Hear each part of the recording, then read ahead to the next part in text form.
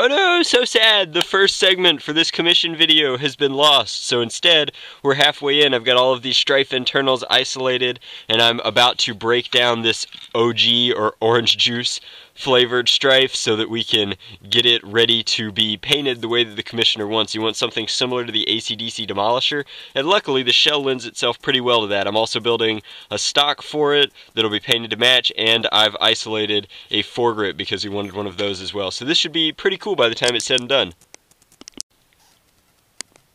So I can't stress enough how important it is that just a good prep job is. So full sanding, then washing, then primer coat, and you can see that I've taped off a large portion of what I want to remain the original color. I want the original handle, and then I want this kind of orange highlighting here, as well as from some of the parts that will be added back in, but the shell should be ready to go. It is of note that I have a secondary project going on right now, so I swapped these covers, so I'll still have an orange battery cover for the project at hand, which should be pretty cool. This commission is going to shape up nicely, and it'll even match two other blasters I've done recently.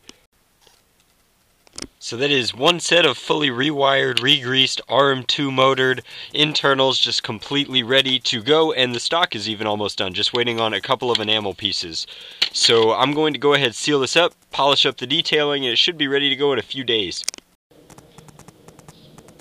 Alright guys, so this is it. This is the finished TNT Stryfe. I decided to call it the TNT Stryfe because the commissioner specifically requested a paint job to match the AC/DC Demolisher, and they look great together. So I think that that job was definitely thumbs up, accomplished. Now, the blaster itself is just a completely rewired, overvoltage Stryfe. It performs very nicely. It's running on RM2 motors. I've got the 6-clip that it came with installed right now, which matches well. I wasn't entirely sure how I'd feel about throwing a retaliator foregrip onto a Stryfe, but with the addition of this praxis stock, it's actually a very comfortable blaster to shoulder and use, and it's nice having somewhere to put your hand. Without it, this is not nearly as comfortable as it is in this form. Blaster's been signed here and here. Again, it's been named. The battery jam door is, or the battery, neither the jam door nor the battery door were painted, with the exception of turning this white stripe black with enamel, and the combination of this color scheme looks really good. I made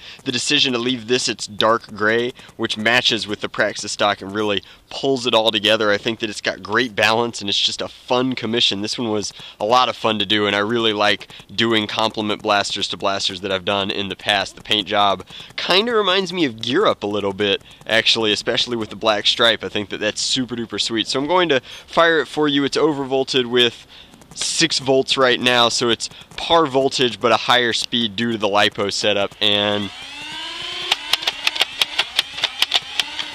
just a breeze getting through that 6-clip. Tons of fun, and I'll get this shipped out ASAP to the commissioner. Thank you for commissioning this blaster. It was a lot of fun to build, and to everybody else, thanks for watching. What do you think of this paint scheme? I think that this is fun. I don't like it quite as much as my Halloween paint scheme, but it's definitely got its own special place these days.